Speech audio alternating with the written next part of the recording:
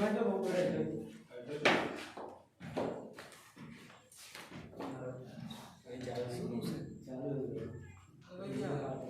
करिए।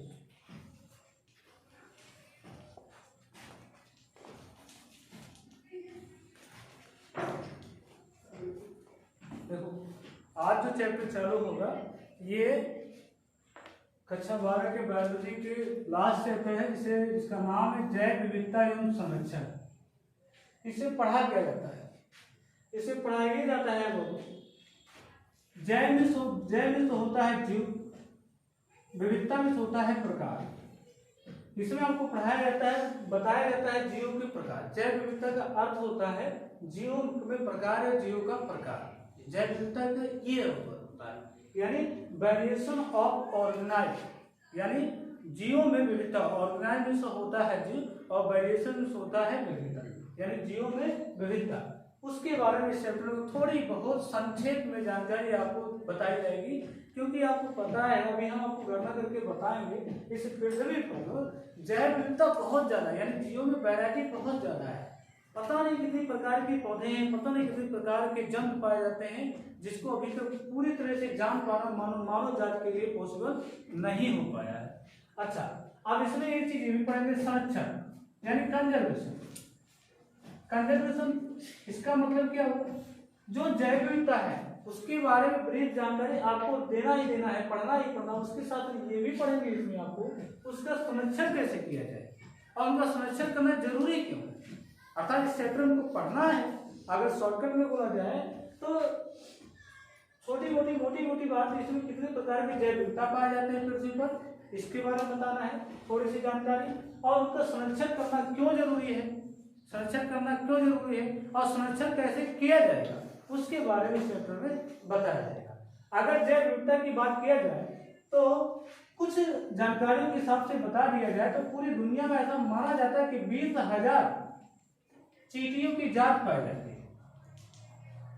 20,000 चींटियों की जात पाई जाती है। 3 लाख से ज्यादा भृंग, यानी भृंग जो आप लोगों ने देखा होगा धान की जो खेती होती है उसके ऊपर छोटे मोटे कीड़े मकोड़े जो होते हैं, छोटे छोटे कीड़े होते हैं, उन्हें कहा जाता है भृंग। 3 लाख से ज्यादा भृंग की जातियां पाई जाती है, भृंग की जात पाई जाती है।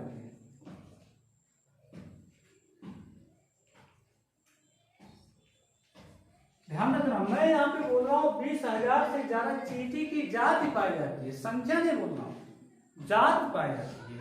और 3 लाख से ज्यादा भृंगों की जातियां पाई जाती है। ऐसा तो ये भी माना जाता है कि इस पृथ्वी पर 28,000 से ज्यादा मछलियों की जात पाई जाती है, मछलियों की जात पाई जाती है ना आश्चर्य वाली बात। मतलब 20,000 से ज्यादा चींटियों की जात पाई जा रही है, 3 लाख से ज्यादा भृंगों की जात पाई जा रही है, 28,000 से ज्यादा मछलियों की जात पाई जा रही है। मतलब इतनी सारी जैव विविधता इस पृथ्वी पर उपस्थित है। और सबका एक बात पहले आपके दिमाग में हम रखना चाहते हैं, बात मान के चलिए, इस पृथ्वी पर जो भी ऑर्गेनाइज्म है, चाहे वो प्लांट हो चाहे वो जंतु हो, सबका कहीं ना कहीं किसी न किसी प्रकार से यूज जरूर है, सबका किसी न किसी प्रकार से महत्व जरूर है। नहीं तो आपके मन में सवाल पहले आता है, इस पृथ्वी पर इतना सारा जैव विविधता क्यों पाया जाता है? पहला सवाल है, सबका ये बात आपके दिमाग में बैठ जाना चाहिए, सबका कहीं ना कहीं कुछ ना कुछ यूज जरूर है। चाहे वो डायरेक्ट तौर पे यूज आपको लाभ पहुंचाते हो, चाहे वो इनडायरेक्ट रूप से आपको लाभ पहुंचाते हो। यानी कहने का मतलब है जो हमारा पारितंत्र है, इस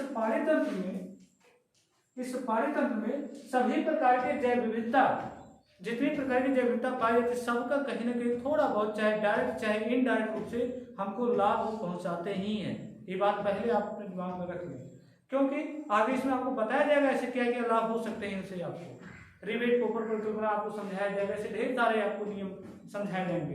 डेविड टिलमैन का एक्सपेरिमेंट समझाया जाएगा आपको आगे चलकर, तो उसमें आपको अच्छे से समझाया जाएगा ये चीज।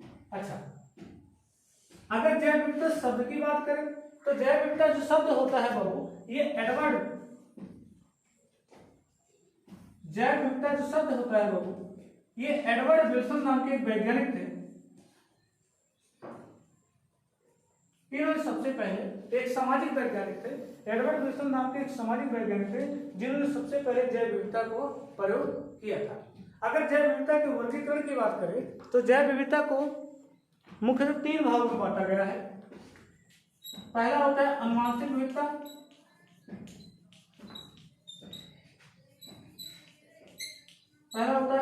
विविधता, दूसरा है जातीय विविधता,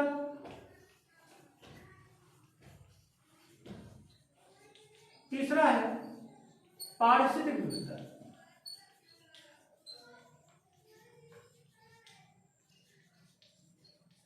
मैंने क्या बोला, जैव विविधता का अगर वर्गीकरण करना चाहते हैं आप तो मुख्य 3 भागों में बांट सकते हैं। एक होता है अनुवांशिक विविधता, दूसरा होता है जातीय विविधता और तीसरा होता है पारिस्थितिक विविधता। ये बात ये भी याद रखें कि जैव विविधता शब्द का सर्वप्रथम प्रयोग किसने किया था, वो एडवर्ड विल्सन ने। किसने किया था? एडवर्ड विल्सन ने। और जैव विविधता को मुख्य 3 भागों में बांटा गया है, अनुवांशिक विविधता, जातीय विविधता और पारिस्थितिक विविधता। अब आपको एक एक करके इस पे आपको हम समझाएंगे, आगे देखते हैं क्या है।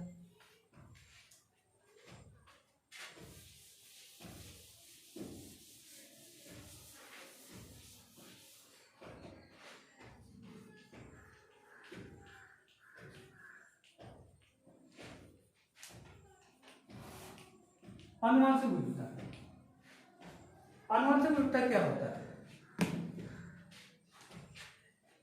अनुवांशिक रूप